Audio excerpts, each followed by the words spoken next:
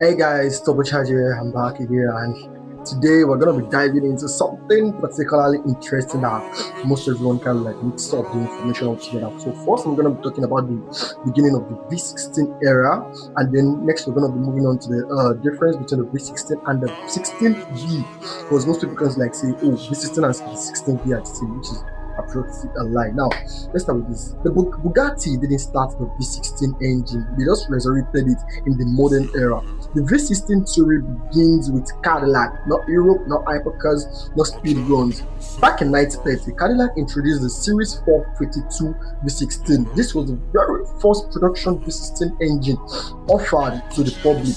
Not a concept, not a race prototype. You could walk into a dealership and order for one and drive away in a 16-cylinder car, while the rest of the world was still figuring out straight eights and the like. And here's the key part most people will.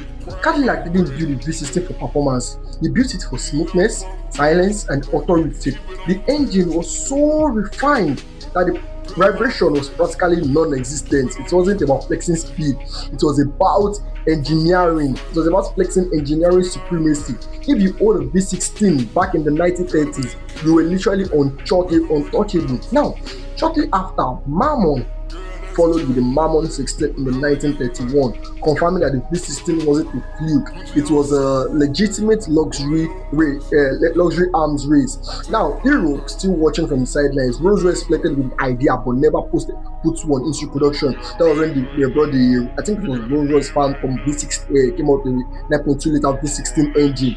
Custom, but then never made it into production. Fast forward to nearly after 80 years, that's a very huge distance, when Bugatti reintroduced the concept to a new generation, this time, but they were chasing speed instead of silence. The W16 isn't a traditional V16 layout, but it carries the same philosophy: overwhelming, smoothness, and dominance. Just redefined it into the hypercar era. So the timeline is clear now.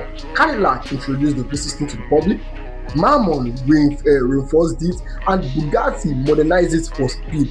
So Bugatti is the one that actually made the V16 famous again, but Cadillac made it real first. Now, here's a quick important clarification.